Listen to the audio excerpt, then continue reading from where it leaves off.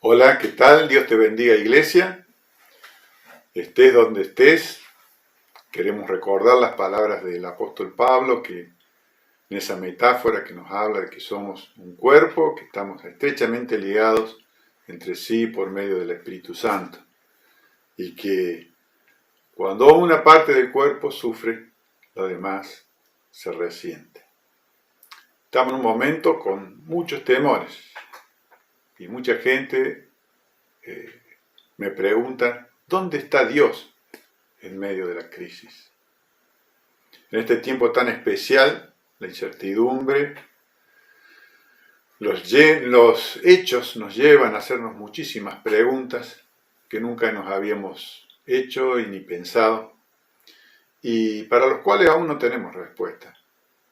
Ahora, ¿cómo enfrentaremos lo que se nos viene, tanto a nivel individual, familiar, social, como país y como iglesia?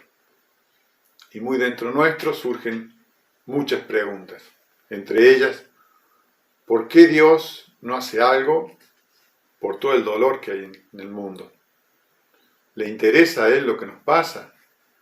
¿Seguirá Él permaneciendo callado? ¿Hará un milagro como en otros tiempos? ¿Será esto un juicio de Dios, como dice mi vecina? ¿O será un tiempo para detenernos y revisar nuestras prioridades, nuestras convicciones? ¿Cómo se mueve Jesús en estos momentos cuando se pierden tantas vidas humanas en cada minuto en el mundo? Los invito a que abramos juntos la Escritura en el Evangelio de Marcos, capítulo 4, los versículos 35 al 41. Ese día al atardecer les dijo, crucemos a la otra orilla. Y despidiendo a la gente, lo llevaron con ellos en la barca, tal como se encontraba, y otras barcas le acompañaban.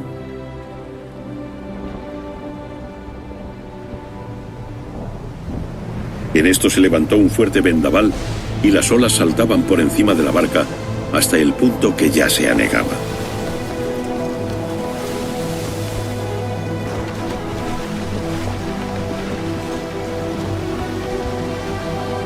Él estaba durmiendo sobre un cabezal en la popa. Lo despiertan y le dicen, «Maestro, ¿no te importa que perezcamos?»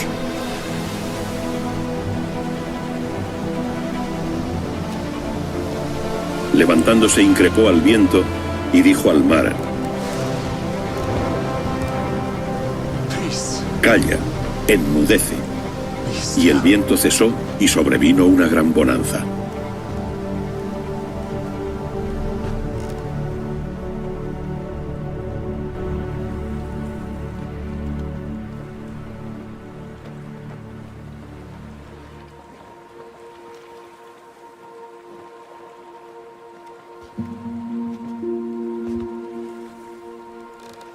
Y les dijo, ¿por qué tenéis miedo?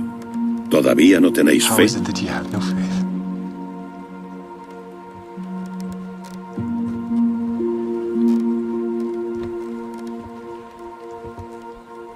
Ellos se llenaron de gran temor y se decían unos a otros, ¿quién crees que es este, que hasta el viento y el mar le obedecen?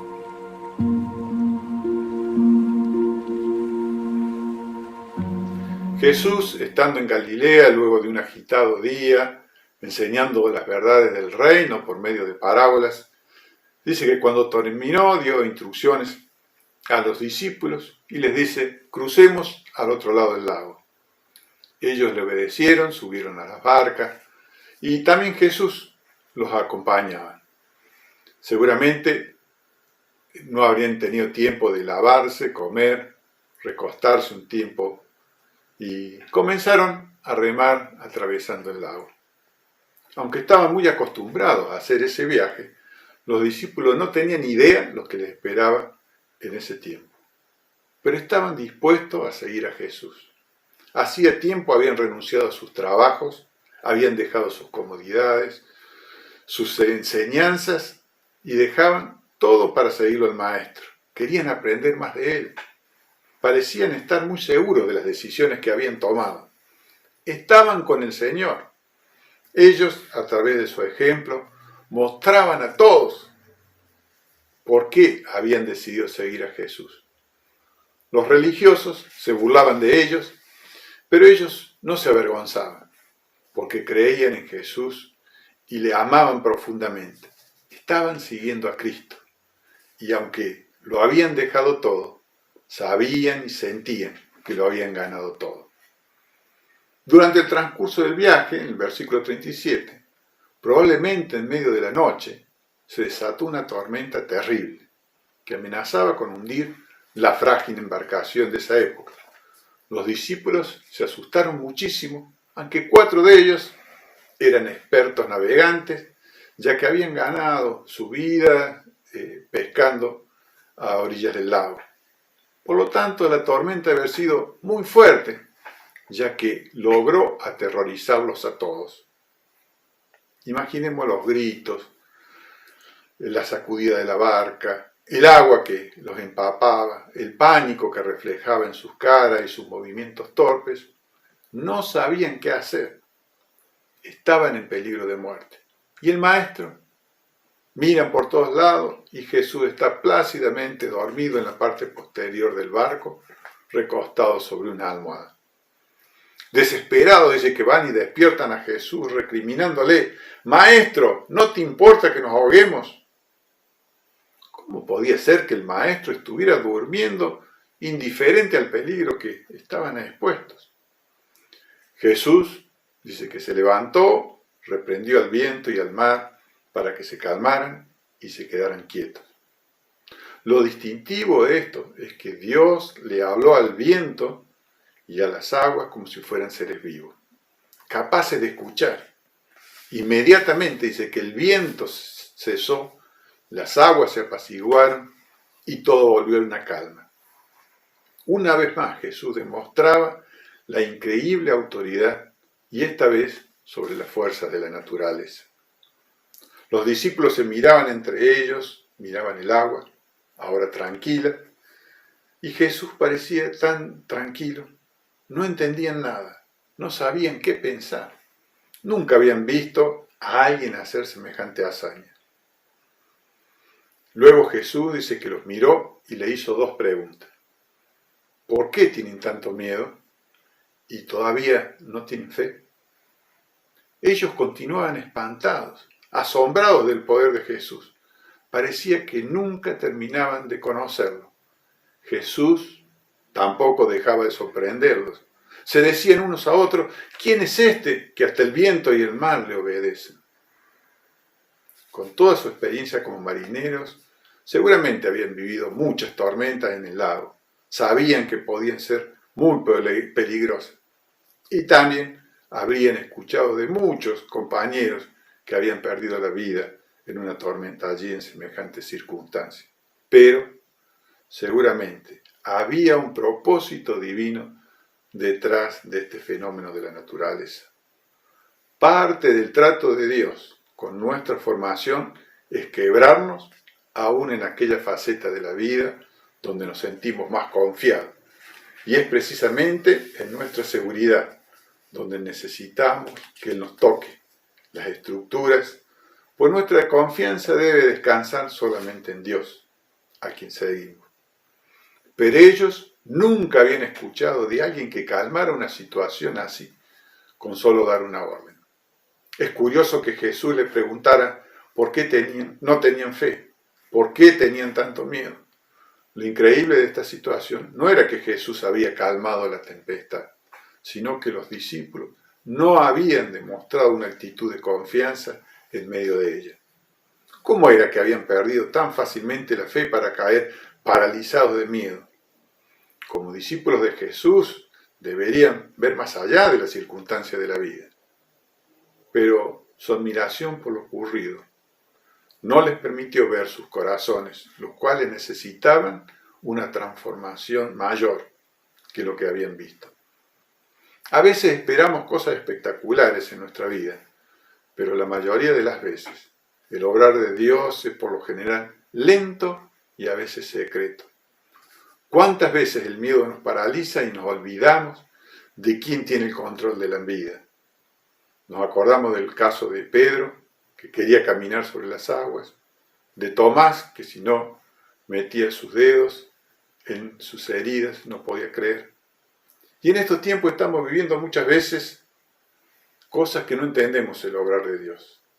Lo sentimos indiferente, lejano, dormido, desinteresado del dolor de la humanidad. Sin embargo, Él sigue estando y sigue teniendo el control de todas las situaciones.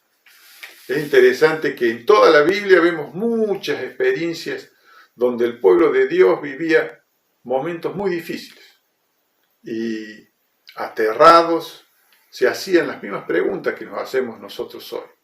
¿Dónde está Dios? Nos acordamos del pueblo cuando estaba en Egipto, 400 años de esclavitud. Llegó un momento en que Dios escuchó el clamor del pueblo y actuó. Cuando el pueblo estuvo exiliado en Babilonia, 70 años, dice Isaías, que el profeta que estuvo en ese tiempo, escribió, dice, Dios está sufriendo con el que sufre. Pero Dios siempre veía, siempre escuchaba el clamor de su pueblo, siempre se lamentaba de su dolor. Y cuando Él creía que era el momento oportuno de intervenir, Él actuaba y lo hacía muchas veces de una manera milagrosa e inesperada. Él es el Señor de la historia.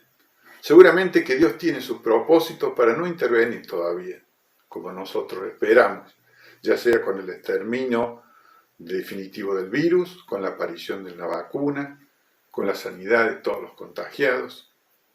No entendemos el porqué, pero Dios sabe todas las cosas. Y seguramente a través de este tiempo Él quiere hablarnos. Seguramente tenemos mucho que aprender, que cambiar, que hacer, que mejorar. Y hacer por otros que sufren muchas veces más que nosotros. El desafío que nos hace este relato es seguir creyendo, seguir confiando, seguir esperando que Él intervenga de acuerdo a su soberanía. Y mientras tanto, mientras aprendemos a confiar en Él, abandonemos el miedo que nos paraliza, que nos enferma, que nos quita la paz y que nos hace estar mal con aquellos que están a nuestro lado. Comenzamos preguntándonos, ¿dónde está Dios en medio de la crisis? Dios está a nuestro lado, sufriendo con el que sufre. Él está presente en este momento, no como el que evita el dolor en el mundo, sino como aquel que también lo padece, lo soporta y lo alivia. Muchas veces utilizando tanto a científicos, a médicos, enfermeros, hermanos de todo el mundo que asisten a familias carenciadas, que ponen en riesgo su vida, por personas que no conocen, pero que son seres humanos, imagen de Dios. Y aunque nos parezca lejano, Él va a intervenir con su poder, nos va a sorprender en el momento preciso. Recordemos el paso por esta vida de los héroes de la fe de Hebreos 11. Jesús no los salva de las tormentas de la vida, los salvó en medio de la tormenta de la vida. Nuestra relación con Él se establece por la fe, por creerle a Él, a pesar de no entender este tiempo. Y todo nuestro camino, como el de sus discípulos, es de fe en Él. Aprendemos a confiar en Él mientras peregrinamos por la vida. Aprendemos a confiar en su gracia, en su poder, en su misericordia hacia cada uno de nosotros, una vez que entendemos que Jesucristo es el Señor. Él es el soberano. Y Jesucristo es el Señor sobre los poderes de la naturaleza. También Jesucristo es el Señor sobre el medio ambiente y sobre el miedo humano. Que el Señor los bendiga.